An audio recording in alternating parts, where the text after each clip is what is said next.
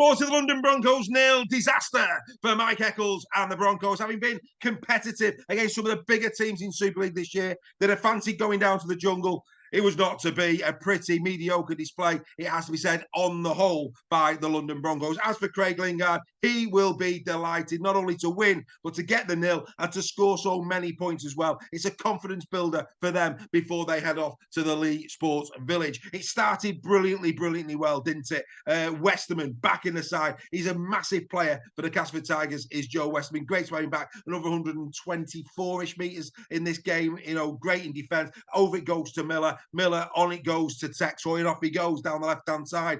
Texoy, 2 minutes into his Castleford career, and he's already, in motion going down that left-hand side of the field. Ball back inside for Miller, and there they go. They're in for a first score. Then it's all about the man, isn't it? What a difference a McShane makes. 24 little hours. Oh, yeah, Paul McShane, captain, is back on the field, and he was brilliant, wasn't he? Calming the players down, did really well. There was a couple of play the balls where he was just saying to lads, come on, we've got this, let's just calm down, let's go for our sets. And then that lovely little grubber kick through that found Ron Mills for try number 2 before McShane himself, 3 minutes later, gets on the score sheet with a typical Paul McShane try. And this is it, isn't it?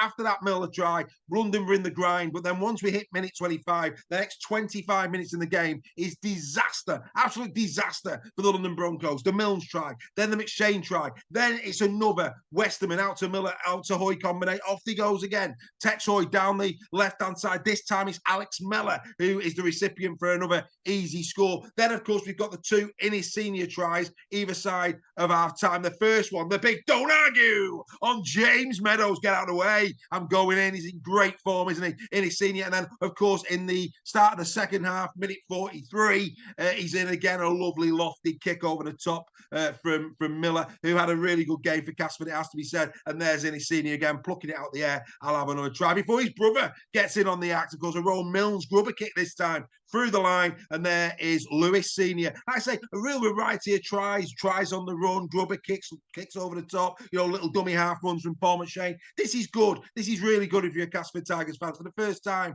seeing a bit of combination coming in. We do think that Ron Mills will have a big impact on them. Now he's going to probably get a run of games. Miller played particularly well, I felt, on the night. As for the London Broncos, look, the bottom line is this, and Mike Eccles keeps saying it time and time again, they're not making enough meters. Even though they made about 1,500 meters in this one, they're averaging 957 a game, worst in Super League. You're not going to win many games if that's the meters that you're making. You've got to be making 1,500 up to 2,000 meters a game to really stand a chance, most games, of getting yourself the W. And the other thing in this game was the error count. An error count, 31 missed tackles, 11 errors in the game. That's a combination of 42. And even though that's better, it is better on the year. They average about 47 missed tackles a game to the London Broncos. So even though they were slightly better, it's still not winning form, is it? And that's really the Achilles heel for the London Broncos. You've got to feel for Mike Eccles, his men. I thought a couple of the players came out, with the head outside. I thought Kershaw again had a very decent game for them. Maludi did a lot of work out of backfield, albeit it wasn't very potent.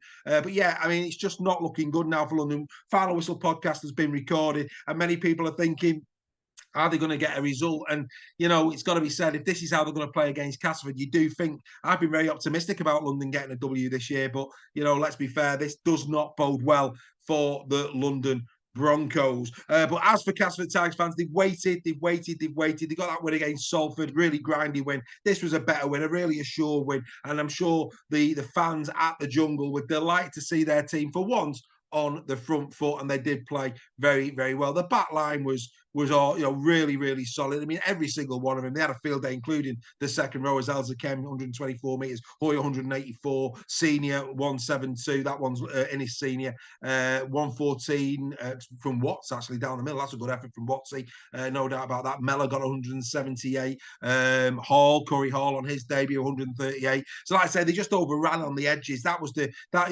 it really interesting. It wasn't really a game down the middle for Castleford. It was more on the edges, and they just basically went through some of the dummies that the London defence were taking.